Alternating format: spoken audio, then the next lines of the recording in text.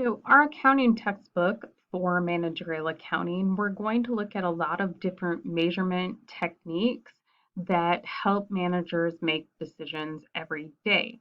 We also have a broader business context as we talk about such topics as um, are shown here in this slide, and we're going to look at each one of these individually in the next couple of slides. So, big data. You probably hear big data a lot in either the news or in different classes.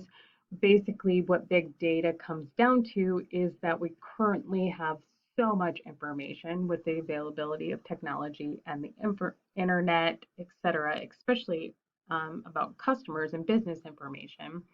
We have extremely large collections of data, and how we compile that data and use that data and analyze that data in order to make good business decisions. And because of this huge volume of data, we have to clean it, organize it, um, and make it meaningful and useful. We will look at some examples of big data later on in the semester, and we'll do at least one project where we have to do a little bit of cleaning and organizing data information. So data analytics is, what do we do with all of that data we have? So data analytics is part of that, creating graphs and charts and diagrams, creating models that will help us do future information such as budgets and stuff like that. So there are ways to create Excel models that we can change just one or two data points and it will change the entire model so that we know what happens if our sales are 10% less than we thought they were going to be. What does that do to our budget data without having to build an entire new budget? We can just change one or two numbers and see how it affects our entire budget. The Institute of Management Accountants is the governing board that oversees CMAs and licensed management accountants.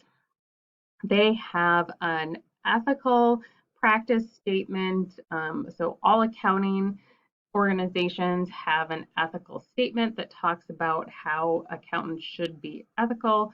Violations of ethics as an accountant will get you stripped of your license, and that is true whether you're a CPA or a CMA or any of the other multiple licensing options available to accountants. There's a certified government accountant license and a certified auditing license. But violating ethics, committing fraud will get you stripped of your license. So the IMA statement of ethical practice has 4 different levels. One is competence, and what that competence is that you follow laws, you maintain professional competence. That means you keep up with current information, you know what the current laws are, you are a continuous learner. Accountants are required, in order to maintain their license, to have at least 30 hours of additional education every single year in order to renew their license. So that's part of that competence, that you're always learning, you're keeping up with the new rules and regulations and the standards. Confidentiality is that unless you're legally obligated to do so, you are not spilling confidential information about your company or insider information about your company. Integrity means that you're not going to do things that discredit the profession. You refrain from conduct that would prevent you from carrying out your duties ethically. So you don't do things that will get you arrested. You don't do things that would make you look bad in such a way that it makes the entire accounting profession look bad. Don't commit fraud. Don't get caught committing fraud. Then conflicts of interest. So, what a conflict of interest is in business is varied. It really depends on what kind of business you do. So, one of the things, say you work for a company and you're a web designer, and then you also run your own web design company out of your home. That's a conflict of interest because you're potentially taking customers away from your company. Now, it's possible that none of the customers who you use as a side business would have even gone to your company in the first place, but it's still considered a conflict of interest. Same thing, you could work for a CPA firm and then do taxes out of your basement. Well, if your CPA firm prepares tax returns, that's a conflict of interest because you're denying them customers by taking them on the side by yourself. And credibility. So this is that you give all of the information that is necessary for decision making in a timely manner. Why do we have to have ethical standards? Well, because that's what prevents us from committing fraud. And people suffer when accountants commit fraud. Businesses suffer, stock market suffers, new accounting regulations get made. Again, when we're looking at some of this accounting for goods and services, we're going to be talking a lot about manufacturing. If we don't have ethical standards in manufacturing, then we could be making faulty products, which could actually hurt people. So not just financial issues from committing fraud, but if we choose products that we know are lower standard just to save money, but that makes a product that can cause other liability issues. So there's a lot of reasons to have ethical standards within business. Strategy. So we're going to talk about a lot about strategy as far as making strategic decisions. Usually in the how we interact with customers. So who are our customers? What customers are we trying to attract? How do we better attract our customers? There are typically two different ways that a company distinguishes itself from competitors. One is by having a low cost strategy, so attracting people by being the lowest cost.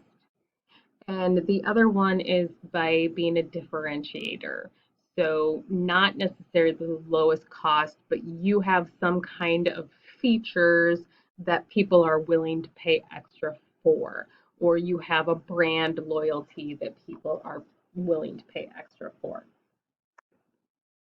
So different strategies. One is customer strategy, where you really understand and respond to individual customer needs.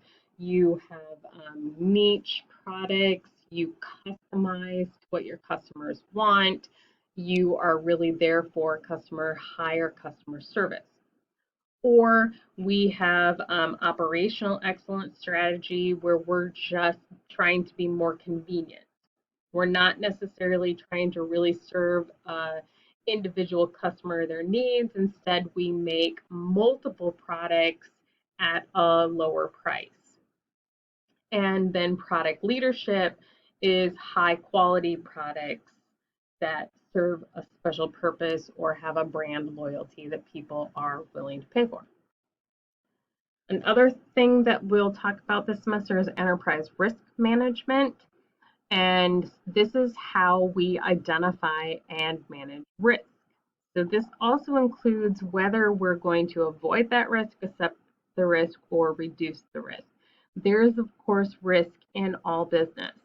So if you decide to open your own business, there's a risk that it will fail.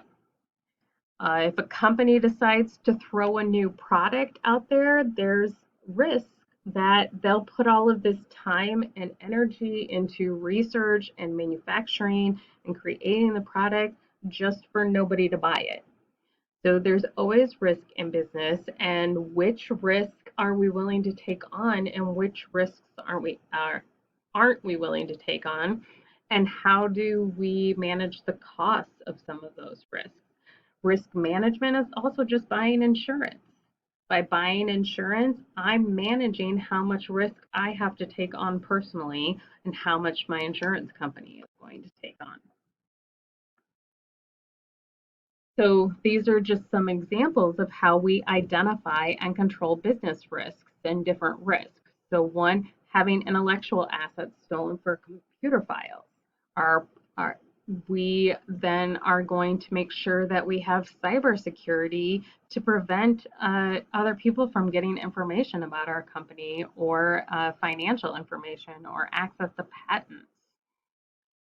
Same thing, we poor weather conditions or a natural weather disaster. We're going to have contingency plans. We're going to have insurance.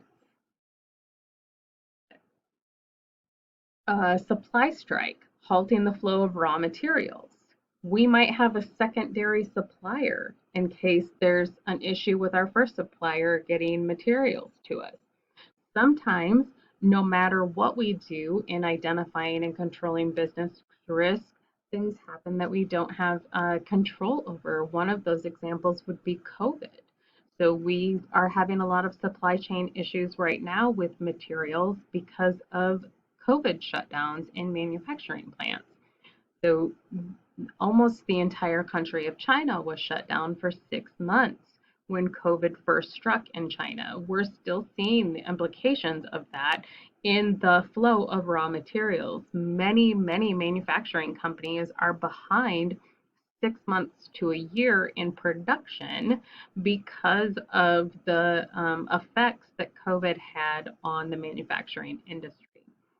And those risks couldn't even be mitigated by having a secondary supplier.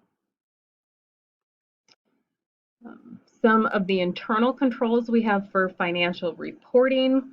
So we talked about internal controls a little bit in Accounting 1 when we talk about the SEC requires publicly traded companies to prove that they have good internal controls that protect their financial data and prevent against fraud. So these are some different kinds of internal controls that can be provided to help guarantee that our information is good and secure and we don't have fraud. Corporate social responsibility is also a big thing that is taking over the accounting world. Corporate social responsibility reporting often includes an accounting report that talks about the ramifications of how much it costs and what the financial ramifications are for corporate social responsibility, from anything of how we deal with waste management in our manufacturing, how we deal with emissions and other things, how we deal with scrap and what we get rid of and how that affects the environment. We also have how we take care of our customers and our employees as part of a corporate social responsibility company. And then process management. So we're looking at functions across the entire value chain. The value chain and the supply chain are very similar in that we're looking at business processes from research and design to through customer service. So we're going to be looking a lot at manufacturing in this class more than any of the other functions along business process, but we will look at some of those other things. So how do we talk about product design as a way to lower costs before we even get to the manufacturing stage? Then we also have lean production. Lean production is usually referred to as just-in-time production. So just-in-time production or lean production is a recent thing that happened in manufacturing, And what happens in just-in-time production or lean production is that instead of we used to manufacture to stock. So we would just manufacture at capacity, stock shelves, stock warehouses, and when things sold, they sold. And when things didn't sell, we would either trash them or scrap them or discount them extensively to get them sold. Well, warehouse storage is expensive and technology changes so fast that if we use any kind of technology in our products, we don't want to have a whole bunch of obsolete projects or products sitting around in a warehouse. So lean production has become much more commonplace.